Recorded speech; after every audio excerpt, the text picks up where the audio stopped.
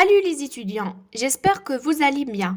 On va attaquer dans cette vidéo notre première partie de votre guide pour réussir votre extraction dentaire. Je vais partager avec vous tous mes points clés et toutes mes expériences sur l'extraction dentaire. Donc, si vous êtes intéressé, restez branchés. Bon, pour la première règle qu'il faut mettre en tête, c'est que il n'y a pas de contre-indications absolues.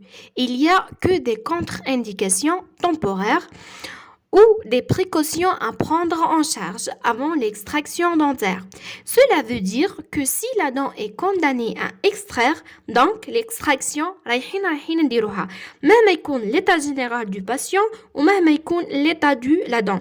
يعني ما كانش des contre-indications absolues, juste il y a deux paramètres. Des fois il y a des contre-indications temporaires et des fois on a des précautions à prendre en charge avant l'extraction dentaire. هادو les deux paramètres لازم نحترموهم في quelques cas. C'est pour cela on ne peut pas faire l'extraction le jour même de la consultation et on va la reporter à des séances ultérieures pour laisser le temps à réaliser ces deux paramètres.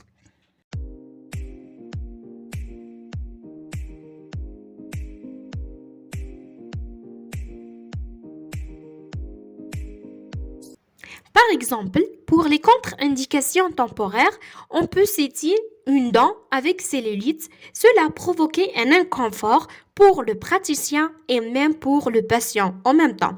L'inconfort du praticien est par rapport au degré de l'évolution de la cellulite qui va provoquer une limitation de l'ouverture buccale ou bien un trismus.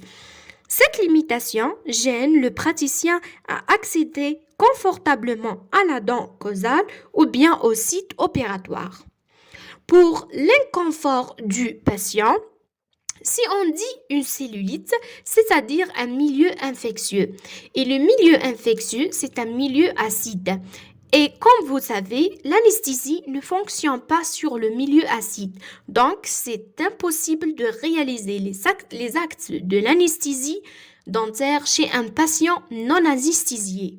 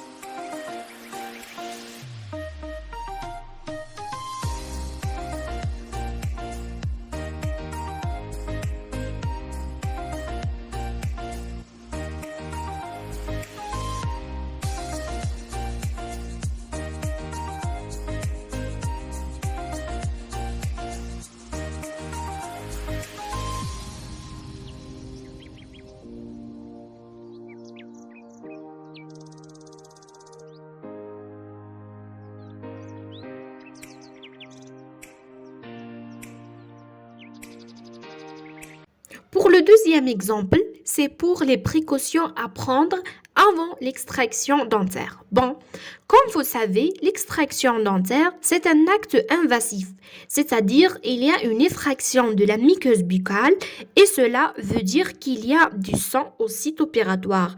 Et la présence de ce dernier, ça peut provoquer le passage des bactéries vers la circulation sanguine ou autres organes de l'organisme. Et comme il y a des patients avec des pathologies systémiques à risque infectieux, donc l'extraction, ça peut augmenter le risque infectieux chez ces patients. Et comme conduite à tenir ou bien précaution, et pour but de protéger ces patients, le médecin dentiste doit prescrire l'antibioprophylaxie avant l'extraction dentaire et qui consiste en l'administration d'antibiotiques par voie systémique d'une dose unique dans l'heure qui précède l'acte invasif.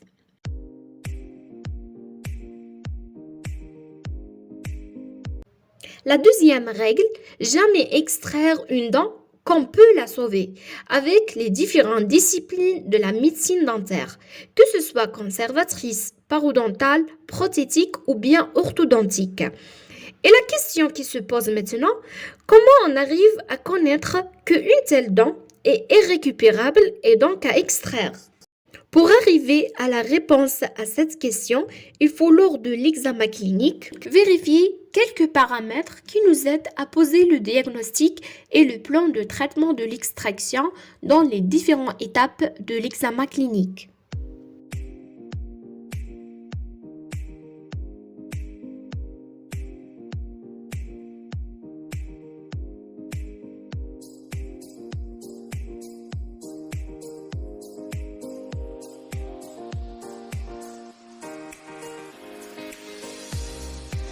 Alors, quelques paramètres qui nous aident à dire qu'une telle dent est irrécupérable et donc à extraire. On peut les classer en deux classes.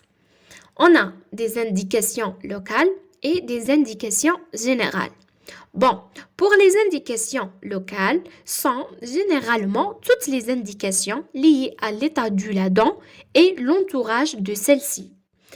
Alors que les indications générales sont toutes les indications liées à l'état de santé du patient ou plutôt l'état général du patient.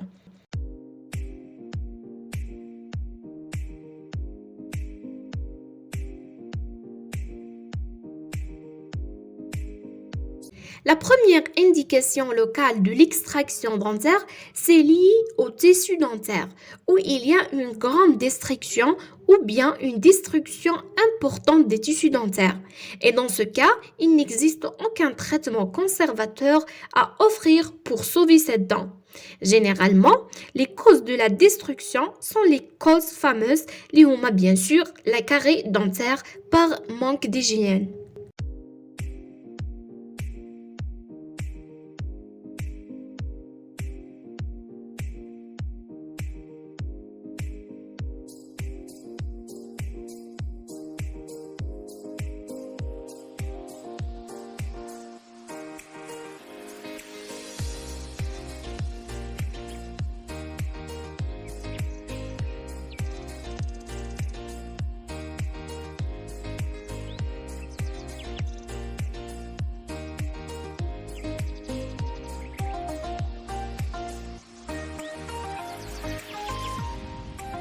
Pour la deuxième indication locale de l'extraction dentaire, c'est l'état du parodonte ou bien les tissus tout autour de la dent, que ce soit l'os, le desmodonte ou bien la gencive.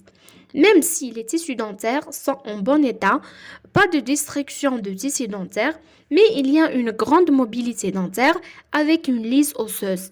Et si on fait appel au traitement parodontal pour la sauver, il n'y a aucun traitement à offrir pour cette dent, pour la sauver et pour la maintenir dans son alvéole. Donc, il vaut mieux faire l'extraction dans ce cas-là.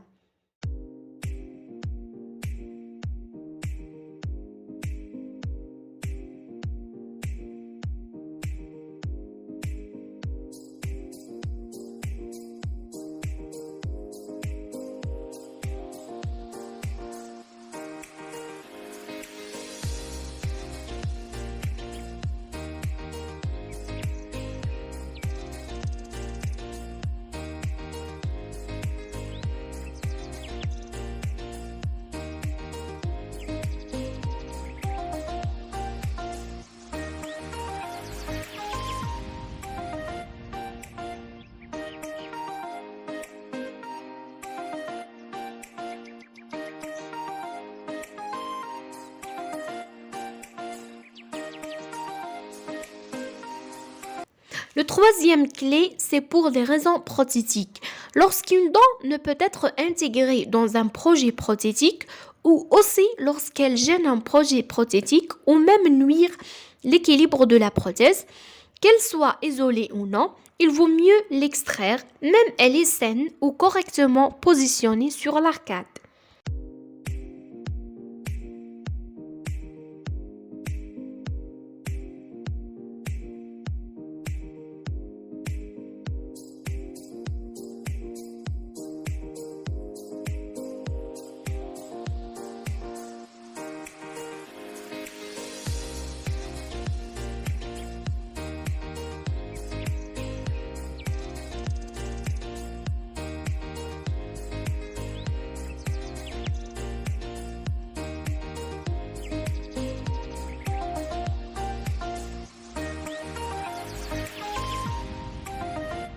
Le quatrième clé, c'est en relation avec les traitements orthodontiques. Donc, toutes dents en malposition et qui ne participent pas à l'occlusion ou à la fonction et aussi elles provoquent des problèmes esthétiques doit être extraite s'il n'y a pas de possibilité de la repositionner par un traitement orthodontique.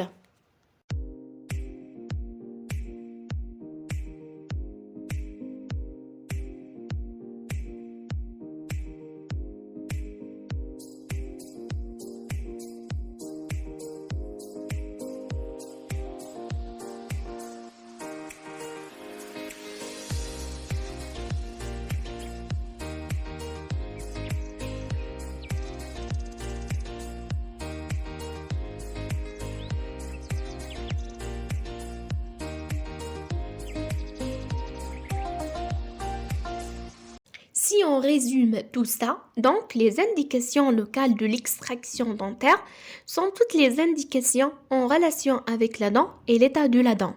La première indication locale de l'extraction, c'est quand on a une destruction des tissus dentaires importante et il n'existe aucun traitement conservateur à offrir pour cette dent pour la sauver. La deuxième indication de l'extraction, c'est quand on a une grande mobilité dentaire et il n'existe aucun traitement parodontal à offrir pour sauver cette dent. Alors que la troisième indication de l'extraction dentaire, c'est pour des raisons prothétiques et la quatrième, c'est pour des raisons orthodontiques.